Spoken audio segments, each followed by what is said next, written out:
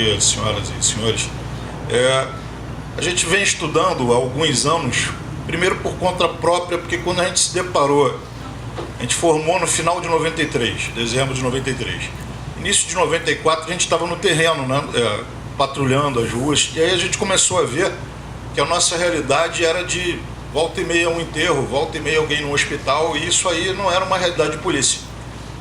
Mas quando a gente é muito jovem e é moderno na hierarquia, não sei como funciona aqui, mas na polícia militar é bem assim, a gente não é ouvido. Vai levar o problema, não, garoto, não, isso aí volta depois, ninguém quer saber disso, vai deixando para lá e a coisa vai sendo empurrada.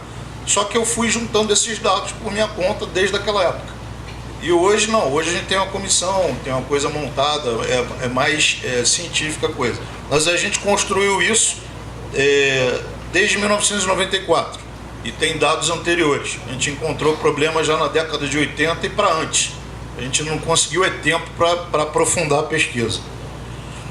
Hoje essa é a comissão de análise de vitimização, varia um ou outro nome, mas basicamente é isso. Os senhores veem que tem bastante gente. Quando a gente chega no último posto da PM, aí você tem um pouco mais de voz, né? Consegue falar um pouco mais e ser mais ouvido. A gente vai partir para uma análise quantitativa e comparações com guerras, porque não encontramos parâmetro com polícia nenhuma do mundo. A gente viu um documentário uma vez que a polícia da Colômbia, quando o narcotráfico não estava sendo combatido efetivamente, e a polícia da África do Sul tinham números similares, mas mesmo assim os nossos são complicados. E a gente está recebendo números do México também para tentar fazer uma analogia. Só esse slide, né, é um resumo da taxonomia da guerra que vive o Rio de Janeiro. Ele é a conclusão de uma outra apresentação que leva entre 2 e 3 horas. Então, para ver a quantidade de informação que a gente está condensando aqui. Essa guerra do Rio de Janeiro tem essa característica. O que pode ser mais diferente aí é a questão de assimétrica, porque a clássica seria tipo Al-Qaeda versus Estados Unidos. É uma superpotência contra um grupo pequeno. Mas a gente aqui tem uma simetria jurídica, que os senhores conhecem melhor do que a gente. São especialistas nessa área de direito. A gente experimenta isso no nosso dia a dia. O criminoso pode tudo, né? E quando preso não acontece praticamente nada com ele, enquanto policial não. É uma série de restrições. Esses são os nossos números, né? Desde 1994. Em vermelho estão os mortos, em amarelo os feridos e as baixas em laranja. No total a gente tem 18.633 baixas. As baixas são as somas de mortos e feridos. Isso em 24 anos. Não contabilizamos ainda o ano de 2018. A gente espera terminar o ano para fazer isso. Esses números equivalem a isso. Mais ou menos 90 mil homens serviram nesse tempo, nos 24 anos. 3.397 morreram. Então vamos pegar só os mortos pelo tempo. 3.397 dividido pelo 90 mil vezes 100 dá a taxa de mortos. Nossa taxa de mortos é da ordem de 3,77%. Com o mesmo raciocínio aplicado ao ferido, dá quase 17%. A gente tem uma taxa de mortos estado inteiro de 20% do efetivo, 20,7%. Essa taxa ou foi morto ou foi ferido nesse tempo, dos 90 mil que serviram. Estamos falando do Rio de Janeiro inteiro. Quando a gente concentrar mais na região metropolitana, essas taxas vão dobrar. Aqui a concentração que a gente acabou de falar. Essa concentração, na ausência de um termo melhor, a gente chama de área de anomalia. Porque essa anomalia, estamos falando de Rio de Janeiro, Niterói, São Gonçalo, Itaboraí e Baixada Fluminense. A concentração do problema está ali. Agora começou a se espalhar um pouco, né? A gente já teve uma certa metástase do narcotráfico em alguns lugares, então a gente já está encontrando problema em Angra dos Reis e outros lugares. A concentração continua, tanto em serviço quanto em folga. Isso aqui a gente encontrou a Organização dos Policiais do Brasil, mostrando que o Rio de Janeiro está acima, inclusive, de outros estados como São Paulo. Isso em relação à morte de policiais, sendo que São Paulo tem mais do que o dobro do nosso efetivo. Então, o problema nosso é bastante grave. Acho que o criminoso aqui, ele tem a vontade de atacar o policial. Não sei como é que é com os senhores e a senhora, mas com a gente ele tem esse ânimo. Ele é promovido, ele ganha mais dinheiro, ele sobe na hierarquia, é mais respeitado. Então aí a gente partiu para comparar com Forças Armadas, que não encontramos polícia, e conseguimos fazer a comparação. encontramos um estudo do Senado norte-americano, Congresso, e um estudo da Associação de Veteranos deles. Infelizmente chegamos a esse número, né? De uma forma resumida, a gente comparou com a Força Expedicionária Brasileira, em verde, e os Estados Unidos, que fazem estatística muito boa, em azul. E, infelizmente, nossos números foram maiores em todos os itens. Por exemplo, a gente tem aqui, né, pegando o maior conflito de todos os tempos, Segunda Guerra Mundial. A taxa de mortes dos americanos que tiveram na Segunda Guerra Mundial foi 2,52%. A nossa taxa, 3,77%. Então, a nossa taxa é 1,5 vezes dele em 24 anos. Resumindo muito isso, dá para dizer que, sem nenhum exagero, é mais tranquilo ter servido nas Forças Armadas Americanas nos últimos 24 anos do que aqui na PM do Rio. Né? Em vários lugares a gente iria a passeio. Né? Como ela invadiu o Afeganistão, vamos a passeio. Vamos para o Kuwait, então vamos passear. É bem diferente da nossa realidade aqui. Essa é a comparação gráfica. A gente está vendo à direita o Kuwait, Golfo Pérsico, né? A retomada do Kuwait. 0,02% do efetivo, você viu nas Forças Armadas Americanas, foram feridos lá. A nossa taxa é 16,93. Então chega a esse nível, né? Com a anomalia fica pior ainda, as nossas taxas dobram, e aí a gente tem esse tipo de situação. O exemplo mais crítico, a chance de ser ferido aqui nos últimos 24 anos, 1.613 vezes superior aos Estados Unidos na Guerra do Golfo. Para ter uma ideia de como uma coisa aqui está complicada. Isso são números, né? A gente, às vezes, não sei se tem esse tipo de interferência aqui na profissão dos senhores, da senhora, mas na nossa tem muito antropólogo e sociólogo que resolve estudar a polícia de um viés puramente acadêmico. Então, o camarada se tranca numa sala com ar-condicionado e conjectura uma realidade que ele não experimenta. Mas esses são números. Então, a gente com números não tem subjetivismo. É isso aí. A gente está aguardando refutação, até agora não teve.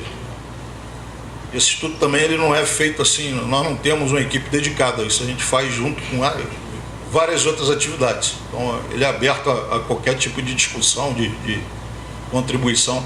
Essas são as razões dos policiais militares morrendo em folga. Latrocínio confirmado, 42%, execução 33% e 25% motivação diversa. Como a gente não sabe a razão de 25%, isso pode ser somado a qualquer um dos dois. Então, no final das contas, a gente não pode dizer qual é a maior causa. Não tem certeza do que acontece. Mas sabe que o criminoso, quando identifica a gente como policial, mata. Então, ou a gente tem a opção que caminha, né? Se for para esse lado, o camarada vai poder não andar mais fardado, nem identificado, né? E com cabelo longo, e a barba longa, e com uma identidade falsa, documento de carro falso. Porque hoje em dia, qualquer pessoa, né? Por exemplo, se eu colocar o meu nome, uma parte dele na internet aparece foto minha fardada, onde eu comandei, onde eu tive, então sou identificado pelo Google. Não dá para escapar, a não ser que eu ande com um kit de documento falso. Né? E seja igual às forças de Israel, pode ficar cabelo grande, barba e tal. Tem sugestões dessas já nos nossos grupos. Isso aqui é para desmistificar aquela ideia que a gente ouve muito, que a PM do Rio é que mais mata. Isso aqui são os índices de homicídio total, a taxa do Rio de Janeiro em 2017 em torno de 40 por 100 mil habitantes. Só que os homicídios decorrentes da intervenção policial, que é o auto de resistência antigo, 6,7, mas a PM morre numa taxa de 249,6. Então, a gente usa. Isso aqui é a contribuição de um major agora novo, ele pegou esse estudo nosso e aprofundou, está fazendo um mestrado em Portugal, aprofundando isso. Então, a gente vai começar a ter várias pessoas na PM que estão aprofundando esse estudo. Encontramos gente até de fora que resolveu ajudar a gente, então a coisa está caminhando bem. Aí são os confrontos armados em batalhões, né, áreas que os senhores frequentam entregando, né, os mandados e tal, as intimações.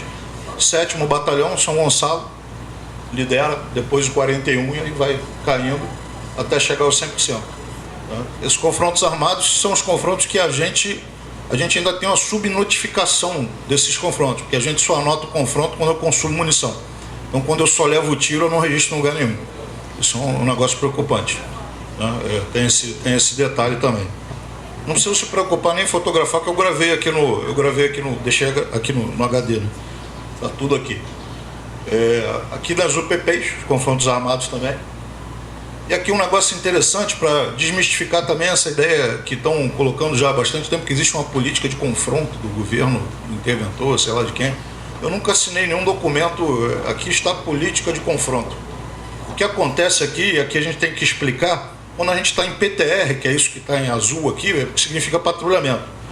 Ou seja, eu pego uma das duas que me convidaram para vir aqui, que a gente já conversou algumas vezes, aí dou uma arma para cada um, a gente vai patrulhar, ou seja, a gente está andando para evitar o crime. Nesse momento, que é o patrulhamento, nós não estamos esperando ter um confronto, mas aí nós somos emboscados, é o que está traduzido nesse slide. Nos batalhões, 68% dos confrontos acontecem quando a gente está patrulhando. Ou seja, o criminoso vê o policial e ao invés dele fugir, como é o esperado, ele aí atira no policial, ele procura o policial, ele ataca o policial. E nas UPPs é pior ainda. 94% dos confrontos na UPP acontecem em patrulhamento.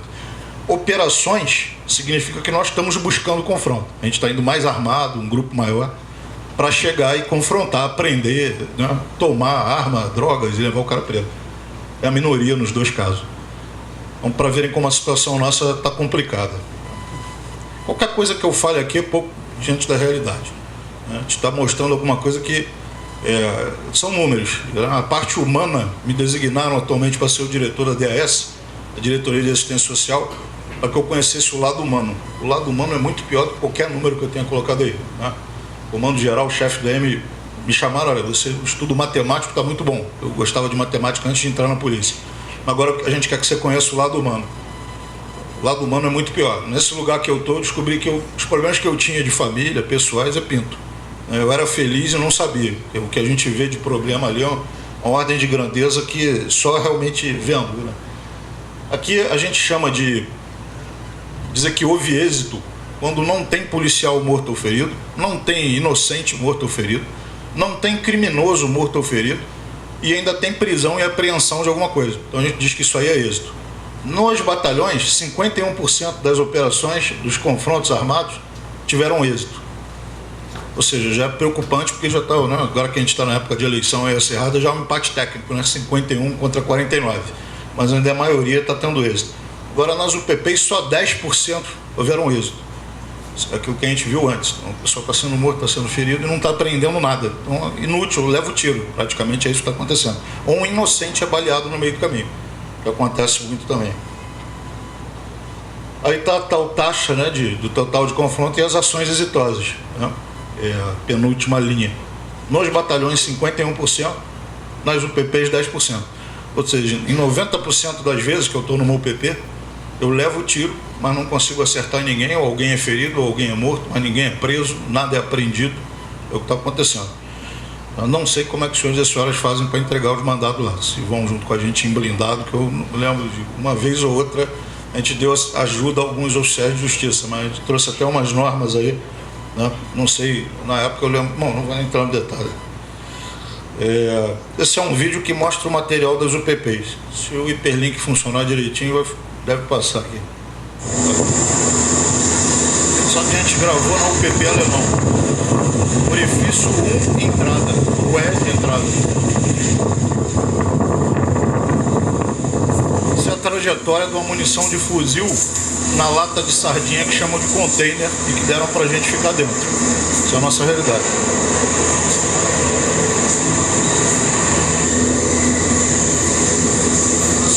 Isso passa por dentro da base da UPP, isso é uma base maior. Isso é o UPP do Complexo do Alemão. Comandei essas UPPs do Complexo do Alemão. O pior lugar que eu já comandei, né? Todo dia tinha alguém ferido, alguém morto, ou quase. Isso é uma sala de aula, quer dizer, podia ter um monte de gente ali. Então esse é o tipo de material que equipa as UPPs até hoje. Tá?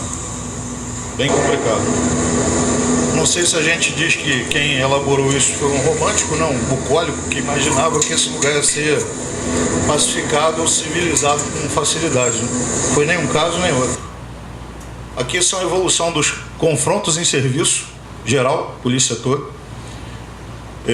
Guardem a tendência desse gráfico, né? A tendência de subida ali. E aqui nas UPPs, os senhores veem aqui o raio-x do problema.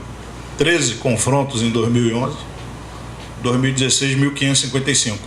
Então, o traficante entendeu o que dava, veio com tudo, voltou, ocupou e começou a ver que a polícia não podia reagir. A gente poderia passar um dia inteiro falando sobre as causas disso, mas a gente está só mostrando os números, né? A realidade numérica. Diego. Faltam 2 anos, 3 meses e 29 dias. Eu saí da ativa. É importante saber disso. Esse estudo foi apresentado para alguém dessa intervenção aí, da Força Armada? Olha, acredito que sim. Eu pessoalmente não, porque a minha camada hierárquica, mesmo estando no último posto, não me deu acesso a ninguém. Se eu encontrar o interventor, talvez não reconheça. Eu vejo pela televisão. Isso que eu imaginava, só queria ouvir da sua boca a mesma coisa. Mas deve conhecer a realidade, porque não tem como. Eu ouvi quem está lá mesmo. Certo. Aqui, um pouco da realidade. Sono de trincheira é uma expressão da Primeira Guerra Mundial que diz o seguinte: em determinado momento, o combatente está tanto tempo com fome, com sede, com sono, cansaço, que mesmo sabendo que o inimigo está relativamente próximo, um diz para o outro: olha, eu estou cansado também, vai querer bancar? Não? Então vamos dormir, então que se dane. Se morrer, morri, se morrer, morrer. Então nós chamamos de sono de trincheira. O camarada se abandonava mesmo na presença do inimigo. Quando eu coloquei isso para a nossa tropa nas UPPs, levantar para o chefe, a gente tem comandante, a gente tem um mesmo conceito aqui, só com outro nome, QMM, quer matar, mata, porque chega um horário que a gente vai, se entrega e se abandona, mesmo que o inimigo esteja próximo, para verem como é que a realidade está aqui. Em Stalingrado, Segunda Guerra Mundial, a média era um fuzil para 2 homens. Tem até um filme, Círculo de Fogo, em português, Enemy at the Gates em inglês, que mostra isso. Dá um fuzil para 2, né? Dou o fuzil aqui, ó. Quando ele morrer ou for baleado, passo o fuzil para ele e vai. Isso 1 para 2 em Stalingrado. O filme retrata registro histórico. Nas UPPs aqui a gente encontrou, quando comandou em 2014, um fuzil para 4. 1 para 4. A gente encontrou de logística. Quase todos os fuzis velhos, vida útil já expirada. A grande maioria continua assim, vida útil expirada. Volta e meia explode numa mão do policial. 3 munições em um fuzil. 3. O fuzil cabe 20 ou 30. Vocês imaginam onde foi? Foi em Stalingrado ou foi nos UPPs? Foi nos UPPs, não foi em Stalingrado. Nova Brasília, Rua 2, numa madrugada, a gente encontrou um camarada nosso lá na última linha, mirando, sozinho, quase meia-noite. Eu, como supervisor, eu levava meu motorista junto e a pé, né, para não escalar. A presença do comandante no terreno, na área militar, ele anima a tropa. Embora ele não seja mais nada, mas ele anima a tropa. Não é o mais armado, não é o mais veloz, não é o melhor atirador, não é mais nada. Mas o cara, né, o comandante está ali, ou o velho está ali, ou se o velho está bancando, nós temos que bancar também, dá um moral ao pessoal. Então aí a gente encontrou na última linha um camarada com fuzil, soldado. Quando ele olhou, prestou continência e tal, mas não largou o fuzil. Chefe, afasta um pouco aqui, que aqui é a última linha. Se eu sair, o inimigo avança. Eu fui fuzileiro naval, estou jovem, estou bem treinado, estou bancando aqui, sozinho. Esse é o tipo de gente que ainda tem nosso na rua. Só criticam a gente, mas ainda tem gente desse tipo na nossa fileira. Enquanto existir gente assim, a gente está bem. A gente não entrega os pontos. Subnotificação de confronto a gente já falou, e agora a gente teve um problema novo, né? Esse aqui surgiu há pouco tempo, a gente ainda está ajustando. A major nossa me trouxe um problema. O marido dela morreu, né? Foi meu comandante de uma UPP, capitão Anderson. Uma semana antes dele morrer, ele me procurou: comandante de Nova Brasília, era pior UPP. Comandante, eu quero reprimir mais o tráfico. O senhor autoriza? O Anderson, sinal verde. E todo dia eu ia lá, à noite, de manhã ou de tarde, ia ali. Uma semana depois ele estava morto. Aí a esposa dele era capitão na época, hoje é major. Então morreu o pai, né? Tem uma filha. Morreu o pai. Aí ela procurou a gente dizendo o seguinte: olha, não é que eu esteja com medo, eu não tenho medo por mim, tenho medo pela minha filha, porque caso eu morra ela vai ficar órfã de pai e mãe. Então é uma situação nova que a gente está abordando, e descobriu que tem vários casos similares. É parecido com aquele filme O Resgate do Soldado Ryan. Ele vai perder a família toda, não, então tira o último Ryan lá para não poder continuar. Chegou a esse nível já o problema. Os custos dessa guerra para o Rio de Janeiro, de uma forma muito resumida, só vou abordar esse e pular para o último. A gente tem muita dificuldade de fazer conta nesse sentido. Mas pegamos um salário, né, de uma visão bem de gestão. O PM é contratado para trabalhar 30 anos. Depois de 30 anos, em tese, ele pode se aposentar. A nossa aposentadoria é diferente, é uma reserva. O cara pode ser convocado a qualquer momento. Então, até o nosso endereço é mantido constante, porque existe um negócio chamado plano de chamada. Caso haja uma grave perturbação na ordem pública, você é acionado, se apresenta no quartel mais próximo da sua casa, equipa a arma e vai para onde designar. Então, mas em tese contratado para trabalhar 30 anos. Esse camarada aqui, caso real, morreu com 2 anos de serviço. Se ele morre com 2 anos, eu tenho que pagar 28 anos de pensão a quem ele deixou, geralmente a esposa, o filho, a filha, ou a mãe, o ascendente ou descendente. O Estado então está pagando 28 anos de pensão, né? Não tem como não pagar isso também. A primeira vez que eu mostrei isso, alguns falaram, não, mas falar isso é capaz de cortar a pensão. Pô, aí acabou também, ninguém mais vai ser policial. Mas para um caso, praticamente R$1,5 milhão. Lembram do número? 3.397. Multipliquem por isso, já vai dar a ideia dos bilhões que a gente está gastando.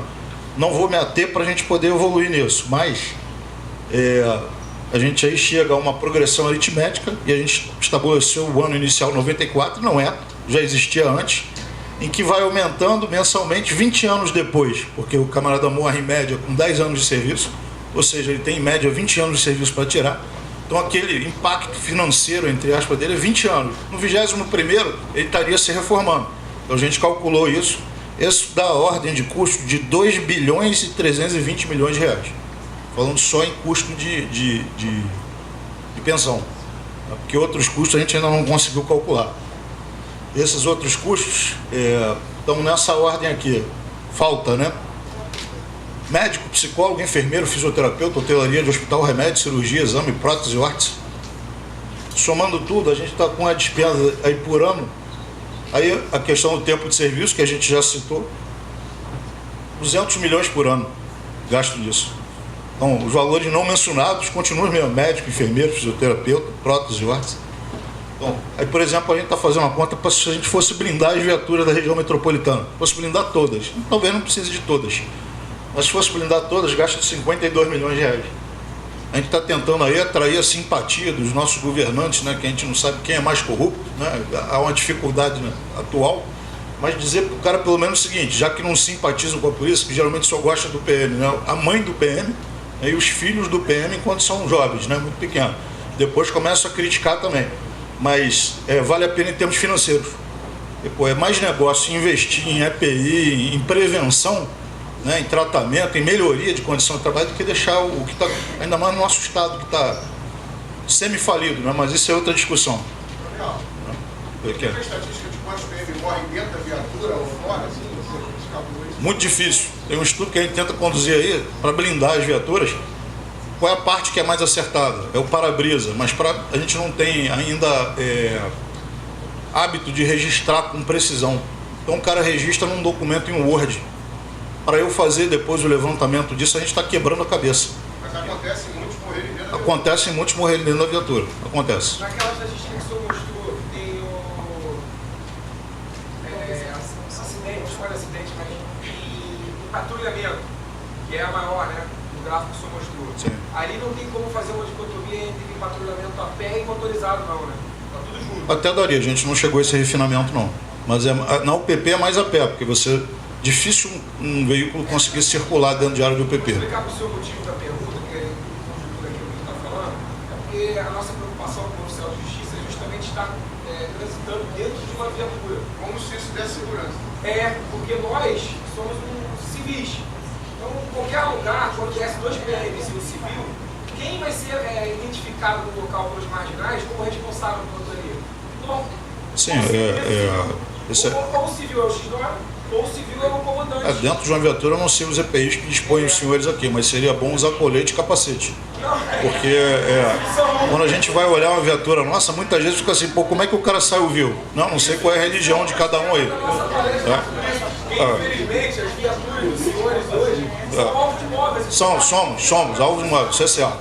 Somos alvos de móveis. Se nós transitarmos dentro da viatura da PM, nos conduz a essa conclusão de que isso.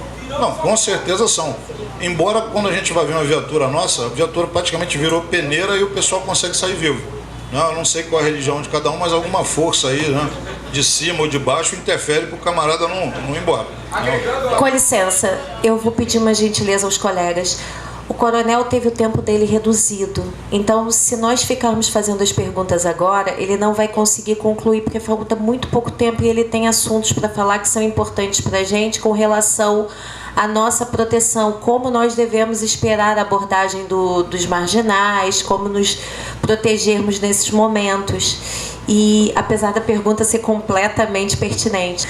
Então eu peço só a gentileza, porque é para o coronel poder concluir agora o tempo dele, para a gente poder geralmente, seguir. Quando a gente vem com uma missão, como eu estou encarando aqui uma missão, não tem horário para sair.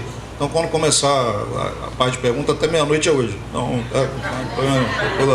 ótimo. Isso aí, então, a parte dianteira é que foi mais acertada. Para-brisa e porta. Né? É o que a gente conseguiu mensurar aí com grande dificuldade. Aí vem a dimensão maior no setor de psicologia. Lembra aquela tendência do gráfico de confrontos aumentando? E igualmente acontece com o ser humano adoecendo psiquiatricamente, psicologicamente.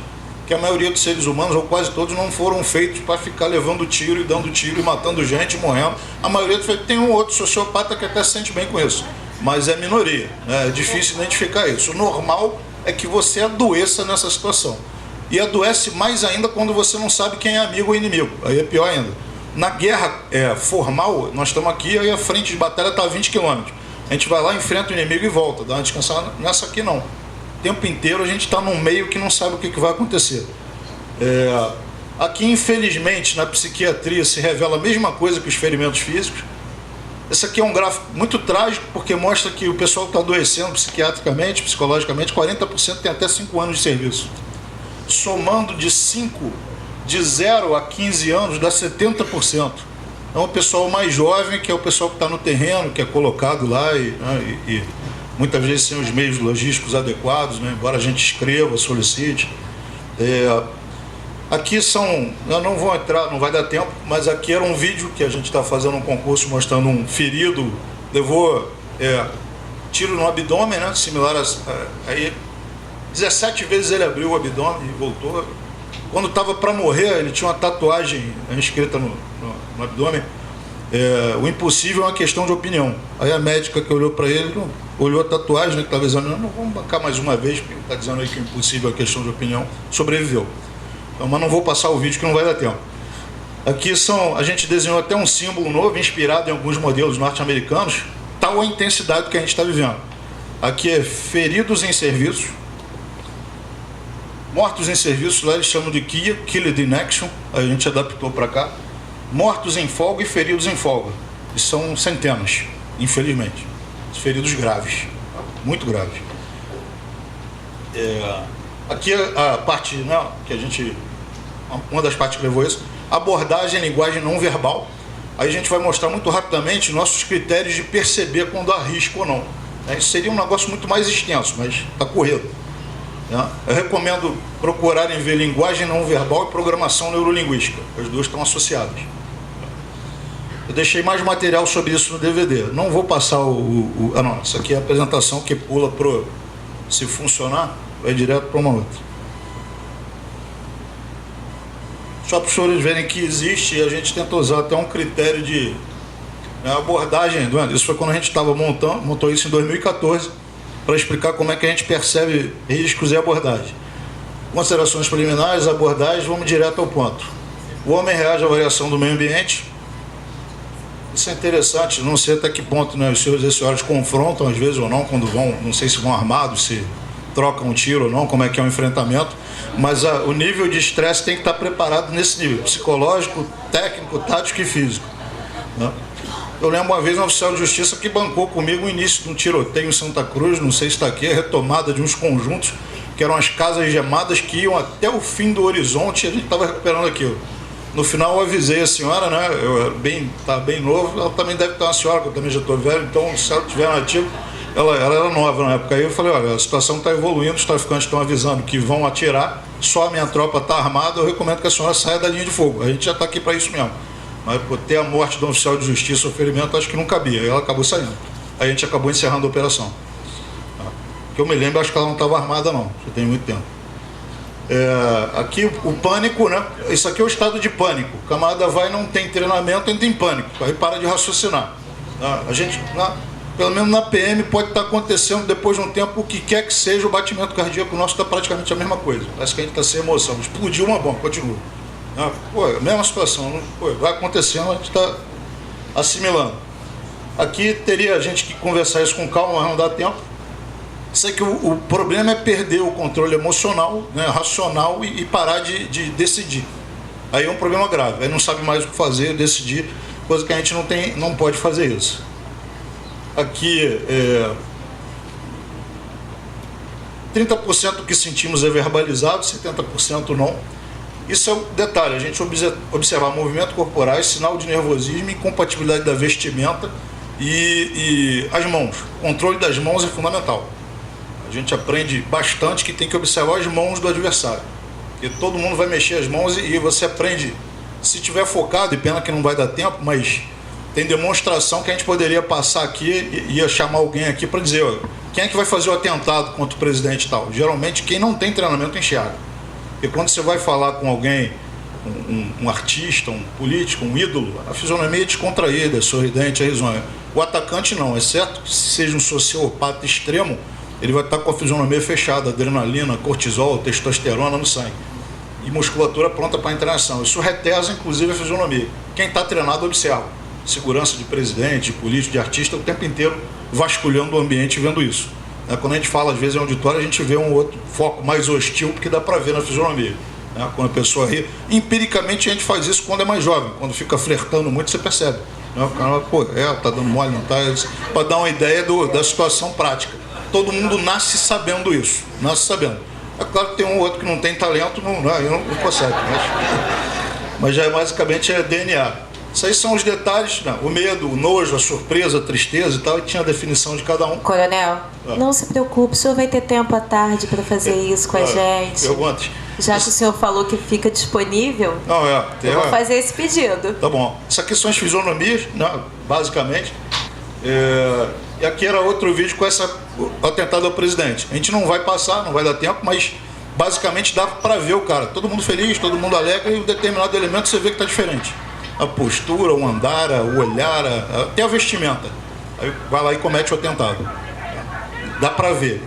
Isso dá até para ensinar computador a fazer isso. Aqui não vai dar tempo para a gente conversar sobre isso. Mas dá para programar a inteligência artificial para perceber a ameaça. Isso é linha de pesquisa hoje em dia. Os comportamentos observáveis, sinais de agitação, posições de veículo suspeito, local possível. Isso tudo, enquanto a gente está fazendo a operação, a gente está calculando, está pensando o tempo inteiro, está vendo o ambiente e calculando. Quem está bem preparado, né? Aqui é para os senhores verem que até a escala de uso de força tem. Né? Essas palavras e mensagem, né? Muito que a gente fala e a mensagem é 7%. Inflexão de voz e linguagem corporal é mais da metade da assimilação. Então isso aí é importante para se reconhecer a ameaça. Aí gesto, impressão visual. Aí detalhes de abordagem, que eu não vou me ater a isso, não vai dar tempo. Mas para ver como a gente calcula cada detalhe. Né? Aqui princípios doutrinários de abordagem. Para ter uma ideia. Agora vamos evoluir mais. E tempo já estourou. Então vamos passar muito rápido. Aqui são ienes. Mas eu vou prorrogar ele na parte da tarde, depois do almoço. Aqui são instruções normativas nossas que falam especificamente dos problemas das senhoras e dos senhores. Então aqui a gente tem em cada batalhão áreas verdes, vermelhas e amarelas, não ainda normatizado, mas na prática isso está acontecendo. O diálogo entre centros de operações e o oficial da OPM no terreno é fundamental. Senhoras e senhores podem entrar em contato e perguntar que área é essa que vai distribuir a coisa. A vermelha é onde a gente sabe que vai ter tiro, a amarela pode ter e a verde a princípio é tranquila. Embora no Rio de Janeiro qualquer área verde possa evoluir. Né? P3 das OPM é o cara que planeja isso e tem essa informação. Essa informação a gente nunca vai fazer um manual dizendo, olha, a área tal é vermelha, amarela e tal, porque aí vai ter até impacto imobiliário. Então essa informação tem que ser obtida na unidade. Redução de riscos desnecessários para os PMs inocentes no terreno e eventual danos colaterais. E essas áreas vermelhas não são exclusividade do Brasil, né? A gente tem um certo complexo de vira-lata, acho que tudo de ruim é aqui no Brasil e o pior ainda está no Rio de Janeiro. Mas a gente tem no-go zones na Alemanha, na Suécia. Esse no-go zone é a tradução ao pé da letra. Não pode ir, se for vai se arriscar, vai morrer. Está tendo isso na Europa e tal, né? Muçulmano. Concentrado em algumas áreas, né? Em Paris tem isso, se não me engano, é o Saint-Denis, né? Fui mandado uma vez fazer uma viagem de serviço, Aí o pessoal que era mais graduado ficou lá junto à torre, né, Eiffel. Eu fiquei na, sei lá, fim do mundo lá de Paris, era Saint-Denis. Só tinha a barra pesada de Paris, estava lá. Depois teve até atentado em Saint-Denis, dá para ver que a situação é diferente. Aí aqui a IN 02, fala do superior de dia. Como acionar o superior de dia, o que o superior de dia faz, etc. A IN 30, auxílio ao Poder Judiciário. Deixa eu ver se vai funcionar, porque eu acho que é pertinente mostrar aqui.